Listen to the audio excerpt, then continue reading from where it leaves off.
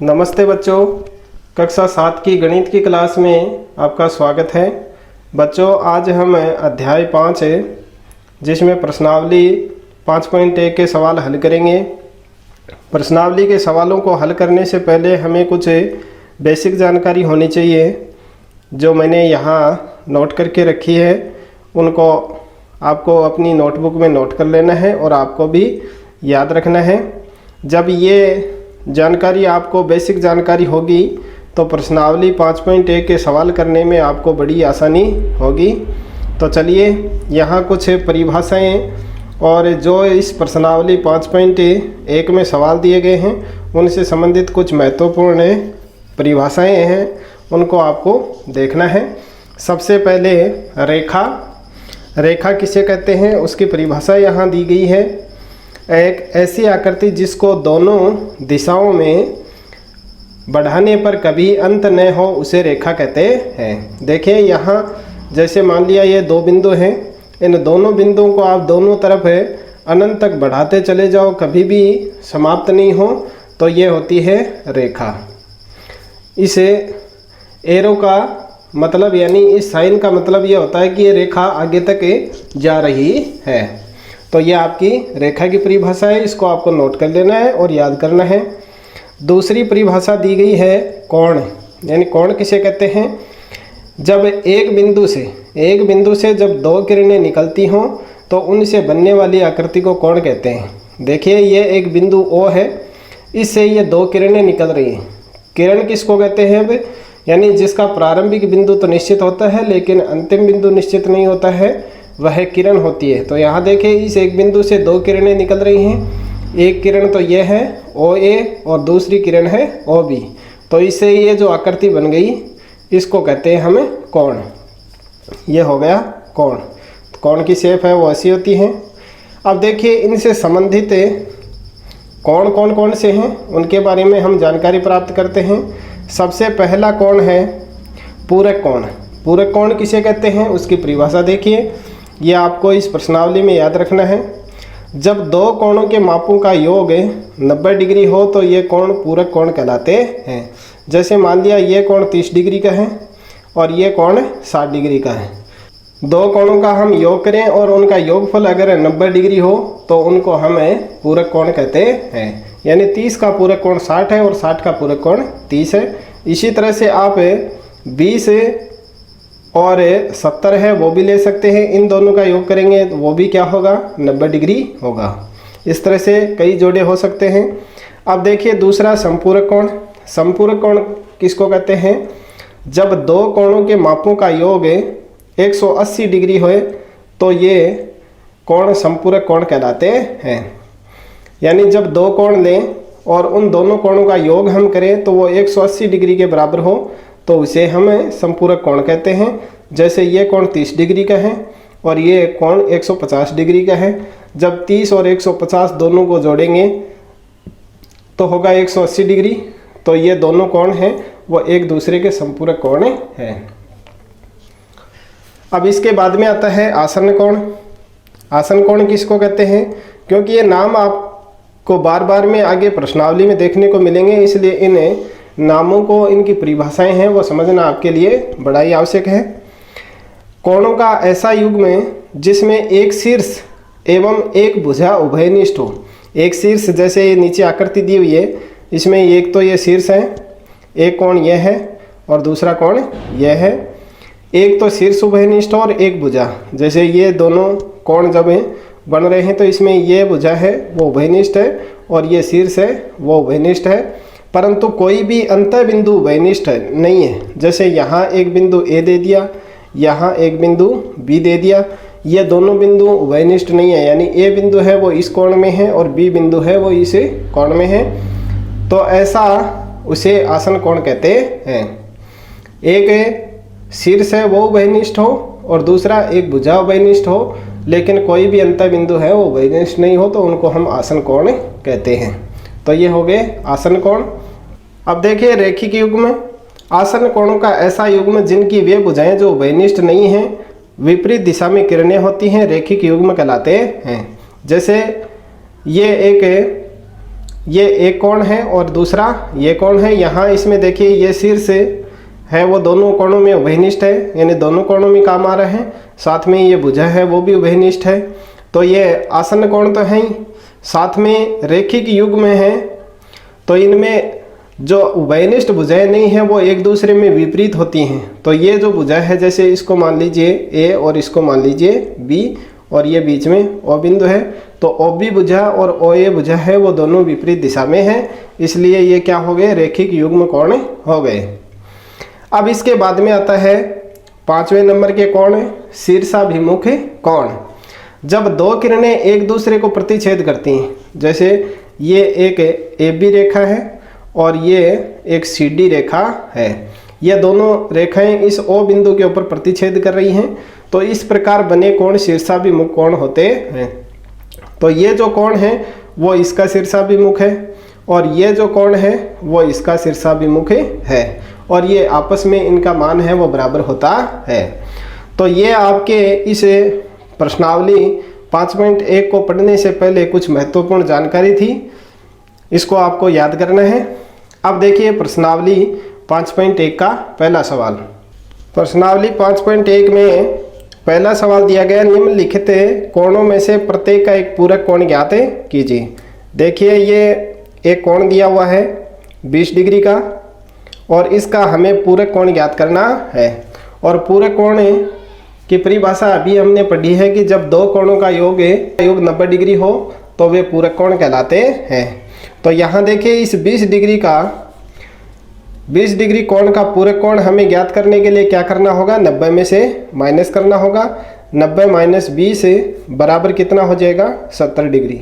यही आपका आंसर होगा। नीचे आप लिख सकते हैं कि दो पूरक कोणों का योग 90 डिग्री होता है। दो पूरक कोणों का योग 90 डिग्री होता है। तो यानी 90 में से हम जो दिया हुआ कोण है उसको घटा देंगे तो वो आपका दूसरा पूरक कोण आ जाएगा। अब यहाँ कोण दिया गया है 63 डिग्री का, ये कोण है वो 63 डिग्री का दिया हुआ है। तो यहाँ भी हम 90 में से इस 63 को घटा देंगे तो बचेगा हमारे पास 27 डिग्री, ये आपका आंसर हो जाएगा। तो 63 डिग्री का पूरक कोण है वो 27 डिग्री होगा।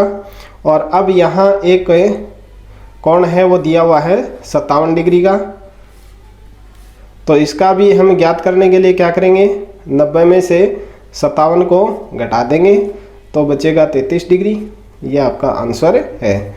तीनों जो सवाल हैं उनको आप करके नीचे आपको ये लाइन जरूर लिखनी है, दो पूरक कोणों का योग 90 डिग्री होता है। अब देखिए 2 का सवाल। दूसरा सवाल है, निम्नलिखित कोणों में से प्रत्येक का संपूरक कोण ज्ञात कीजिए। और संपूरक कोण किसे कहते हैं, जब दो कोणों का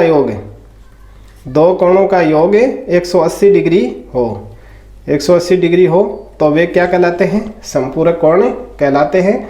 तो यहाँ आपको क्या करना है, जो दिया हुआ कोण है उसको 180 में से घटा देना है, तो दूसरा जो संपूरक कोण है वो आपके पास में आ जाएगा। तो 180 माइनस 105 तो बचेगा कितना, 180 में से 105 को जब घटा देंगे तो बचेगा 75 डिग्री। तो इस 105 का जो संपूरक कोण है वो 75 डिग्री होगा। आप इसके आंसर में लिख दें, दो कोणों का योग जब दो कोणों का योग 180 डिग्री हो तो वे एक दूसरे के संपूरक कोण कहलाते हैं, संपूरक कोण कहलाते हैं। यह आपको आंसर में लिख देना है और 180 में से जो दिया हुआ कोण है उसको घटा देना है।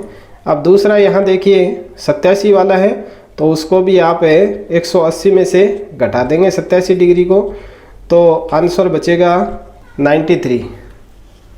तो यानी 87 और 93 को जब हम जोड़ेंगे तो योग 180 डिग्री होता है। सेम यही बात जो आपने पहले में ये लिखी है वो भी इसके आंसर में लिख देंगी। दो संपूरक कोणों का योग 180 डिग्री होता है। तो ये 93 है वो आपके दूसरे का आंसर हो जाएगा। तीसरा है उसमें दिया हुआ है 154 डिग्री, तो 180 में से आपको 154 डिग्री घटा देना है। तो 10 में से 4 निकालेंगे 6 बचेगा, और 8 में से 6 निकालेंगे 2, यानी 26 डिग्री आंसर हो जाएगा। 154 का संपूरक कोण 26 डिग्री होगा। तो इस तरह से आपके 2 को सवाल है उसको हल कर लेना है। अब देखिए 3 का सवाल। तीसरा सवाल है कोणों के निम्नलिखित युग्मों में से पूरक एवं संपूरक युग्मों की पृथक पृथक पहचान कीजिए। तो जिनका योग 90 डिग्री हो वो तो होंगे पूरक कोण, और जिनका योग 180 डिग्री हो वे हो जाएंगे संपूरक कोण। तो देखिए एक एक का योग हम करके देखते हैं। 65 प्लस 115, इनका योग जब हम करेंगे तो होगा 10, 5 5 10 की बिंदु असल की 1, 6 और 1 7 और 1 8, 180 डिग्री है। तो ये तो हो जाएंगे संपूरक कोण। नीचे लिख देंगे संपूरक कोण, संपूरक कोण, ये आपका आंसर हो जाएगा। दूसरा है उसमें जोड़ेंगे 63 प्लस 27, तो इनका योग होगा 90 डिग्री, तो ये हो गए पूरक कोण। और तीसरा 112 प्लस 68, इनका योग होगा 180 डिग्री, तो ये हो गए संपूरक कोण। और इसके बाद में चौथा है उसमें 130 प्लस 50 बराबर 180, तो ये हो जाएंगे संपूरक कोण, संपूरक कोण। और पांचवा है, पांचवें में 45 प्लस 45 है बराबर 90, तो ये हो गए पूरक कोण। और छठा 80 प्लस 10 है बराबर 90, तो ये भी पूरक कोण हो जाएगा। तो ये आपका आंसर, यानी जो पहले मैंने आपको परिभाषाएं बताई हैं वो यदि आप पहले याद कर लेंगे तो ये प्रश्न सवाल है वो हल करना आपके लिए बड़ा ही इजी हो जाएगा। अब देखिए चौथा सवाल दिया गया है, ऐसा कोण ज्ञात कीजिए जो अपने पूरक के समान हो। तो माना ऐसा कोण अक्ष है, ऐसा कोण अक्ष है, तो उसका पूरक कोण, तो उसका पूरक कोण होगा, पूरक कोण यानी 90 में से जो माना है उसको हम घटा देंगे तो वो दूसरा पूरक कोण आ जाएगा। तो 90 माइनस x, और इसमें बताया क्या गया है समान है दोनों, तो ये दोनों को हम समान रख देंगे। तो x बराबर है 90 माइनस x, ये दोनों बराबर हैं आपस में। अब देखिए इनका पक्षांतरण करेंगे तो ये माइनस x है वो इसे दूसरे पक्ष में आकर के प्लस हो जाएगा। इसे x को इस x के पास में लेंगे तो ये प्लस x हो जाएगा बराबर 90। अब यहाँ देखिए x और x को जोड़ेंगे तो हो जाएगा 2x, 2x बराबर 90, और x बराबर 90, और ये 2 का भाग इसमें दे देंगे तो आ जाएगा 45 डिग्री। तो यानी वह कोण क्या होगा 90 डिग्री होगा जो इसके समान है। और 90 में से इस 45 को घटाएंगे तो दूसरा जो कोण है वो भी कितना आएगा 45 डिग्री का। तो यानी ये दोनों 45 डिग्री के कोण होंगे जो आपस में बराबर होंगे।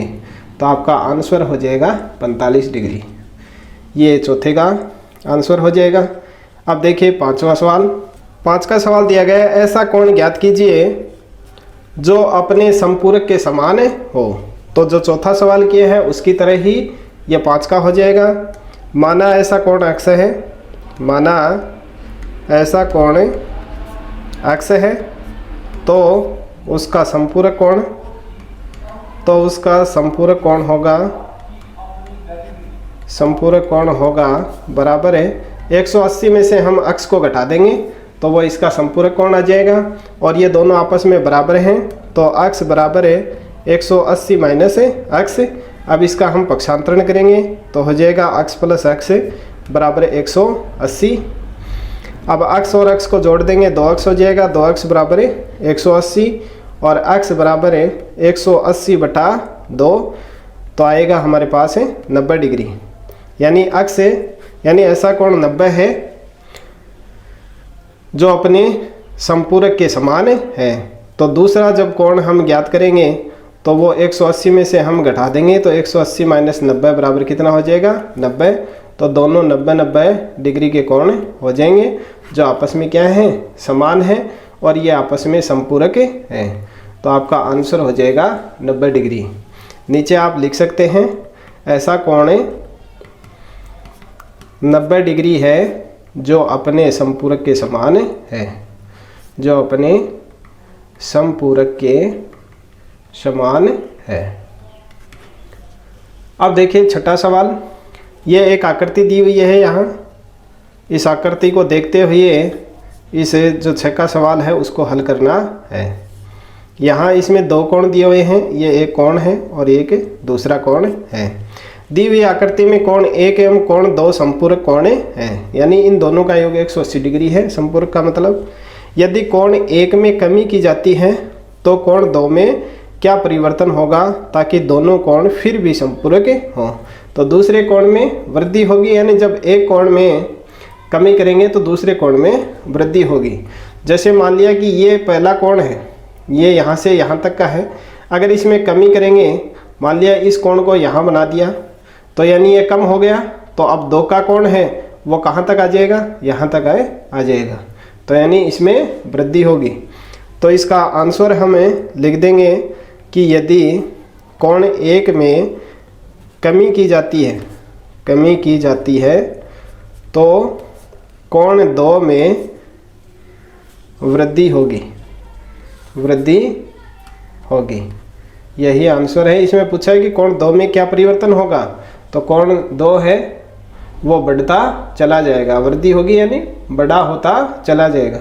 जैसे मान लिया ये पहले 40 डिग्री का था और अब इसको कम कर दिया तो ये 40 में प्लस हो जाएगा, यानी ये 70-80 के लगभग हो जाएगा। जब एक को कम करेंगे तो दूसरा बढ़ जाएगा और जब एक को बढ़ाएंगे तो दूसरा कम हो जाएगा, यही परिवर्तन होगा इसमें। अब देखिए 7 का सवाल। 7वां सवाल है, क्या ऐसे 2 कोण संपूरक हो सकते हैं यदि उनमें से दोनों न्यून कोण हो। तो देखिए एक कोण है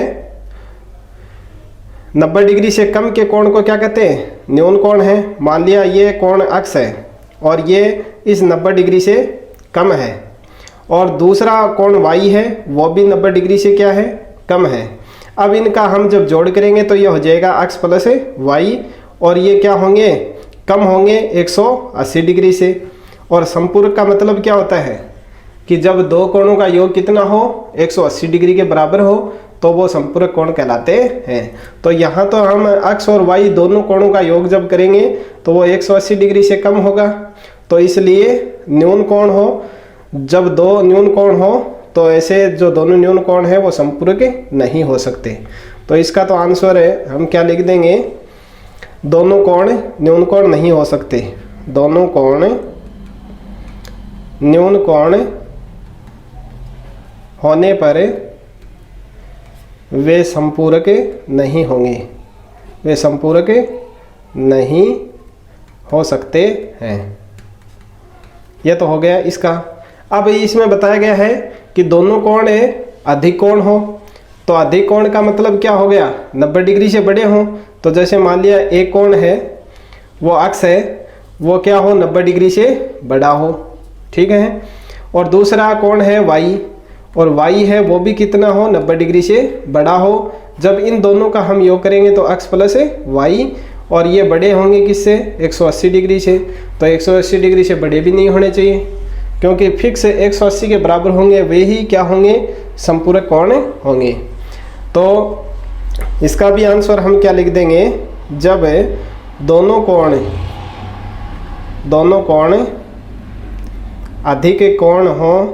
अधिक कोण हो तो वे संपूरक नहीं हो सकते, संपूरक नहीं हो सकते हैं।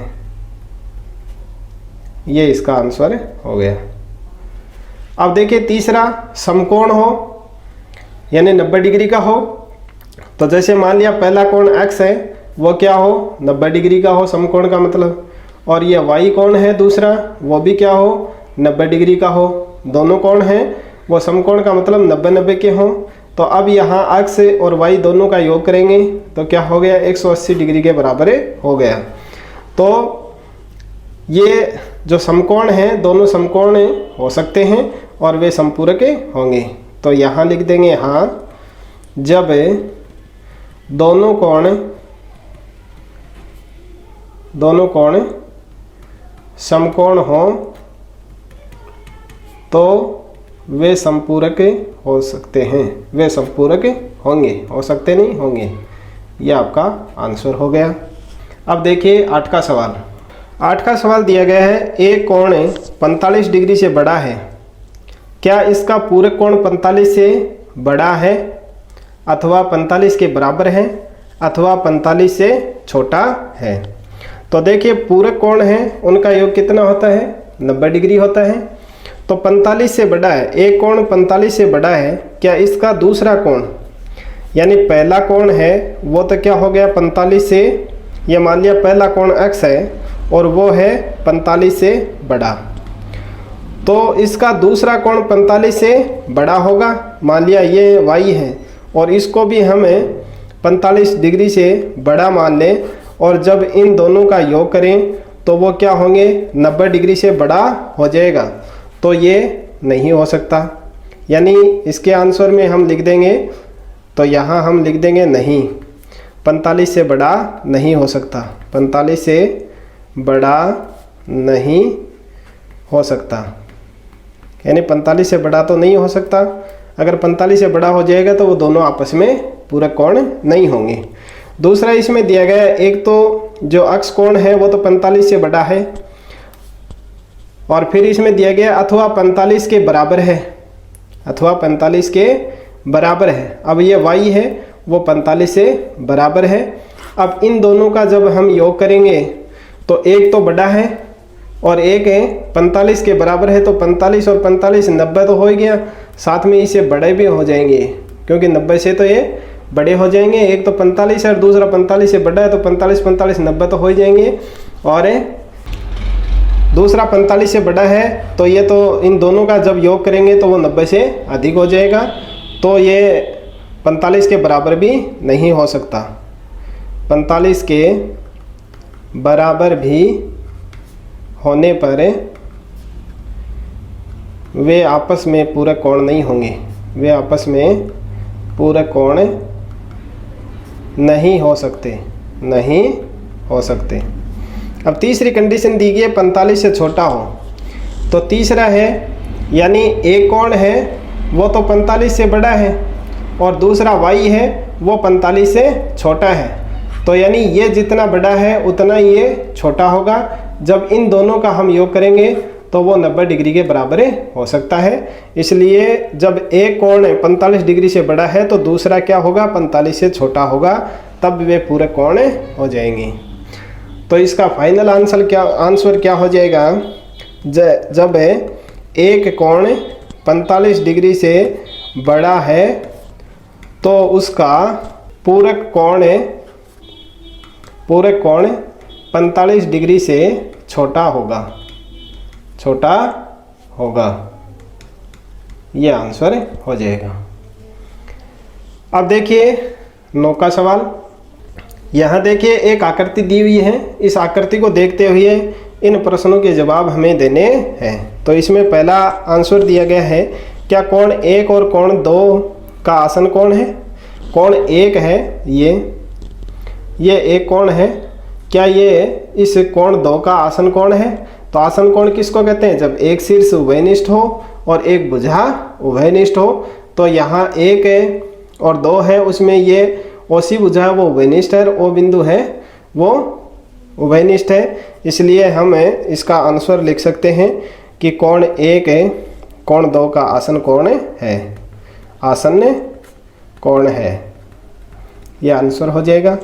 दूसरा दिया गया है कोण AOC यानी ये फिर से 1 नंबर वाला कोण है। कोण AOE का आसन कोण है, यानी AOE ये पूरा कोण, ये पहला कोण और फिर ये पूरा कोण, ये आसन कोण है तो नहीं, क्योंकि इसमें तो आसन भुजा हुई नहीं कोई, नहीं कोई आसन शीर्ष है, तो ये इसका दोके का आंसर हो जाएगा नहीं। कोण ए ओ सी उभयनिष्ठ नहीं है, इसमें कोई भुजा। ए ओ सी कोण ए ओ ई का आसन नहीं है, आसन नहीं है। अब देखिए तीसरा, क्या सी ओ ई, तो सी ये ओ 2 नंबर वाला कोण एवं ई ओ डी, ई ओ डी ये हो गया और ये कोण हो गया, संपूरक है। तो हाँ देखिए डी सी भुजा है वो एक सरल रेखा है और सरल रेखा का मान क्या कितना होता है, 180 डिग्री होता है। तो यहाँ हम लिख देंगे हाँ कोण सी ओ ई एवं कोण ई ओ डी रैखिक युग्म बनाते हैं। हाँ रैखिक युग्म भी बनाते हैं, क्यों रैखिक युग्म में क्या होता है कि जो उभयनिष्ठ भुजा है और उभयनिष्ठ भुजा के अलावा जो भुजा है वो एक दूसरे के विपरीत होती हैं। ये संपूरक वाला तो 4 का है, यानी यहाँ देखिए ओसी और ओडी है वो एक दूसरे की विपरीत रेखाएं हैं, इसलिए ये दोनों क्या है, रैखिक युग्म है, रैखिक युग्म बनाते हैं। ये इसका आंसर हो जाएगा। अब देखिए चौथा, क्या बीओडी, बीओडी यानी ये 4 नंबर वाला कोण एवं डीओए, डीओए संपूरक है। तो ये भी संपूरक है क्योंकि ए बी भुजा के ऊपर बने हुए हैं दोनों कोण, और इन जब दोनों कोणों का योग किया जाता है तो वह 180 डिग्री के बराबर होता है।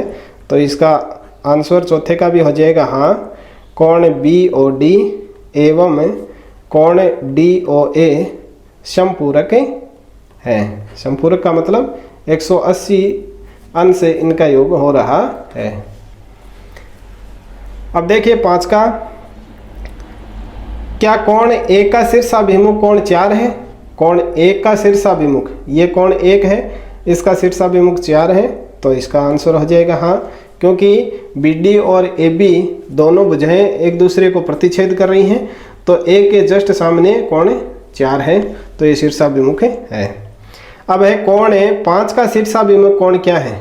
कोण 5 ये है और इस के सामने का शीर्षाभिमुख कोण होगा ये सी ओ बी, कोण सी ओ बी, ये इसका शीर्षाभिमुख होगा।